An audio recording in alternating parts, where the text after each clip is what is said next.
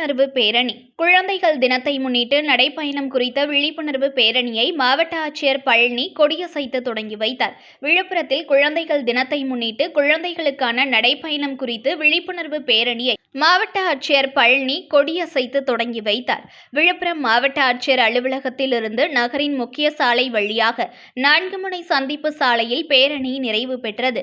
இதில் இல்லம் தேடி கல்வி, ஆசிரியர்கள் மற்றும் சட்டக்கல்லூரி மாணவ மாணவிகள் 500க்கும் மேற்பட்டோர் பங்கேற்று குழந்தைகளை பாதுகாப்பது குறித்து வாசகங்கள் அடங்கிய பதாகைகளை கையில் ஏந்தியவாறு விழிப்புணர்வு பிரச்சாரம் செய்தனர். முன்னதாக குழந்தைகள் தினத்தை முன்னிட்டு நடைபெற்ற விழிப்புணர்வு பிரச்சாரத்தில் மாணவிகள் வாக் ஃபார் சில்ட்ரன் 2024 விழிப்புணர்வு பதாகையை கையில் ஏந்தி நின்று விழிப்புணர்வு பிரச்சாரத்தில் மேற்கொண்டனர்.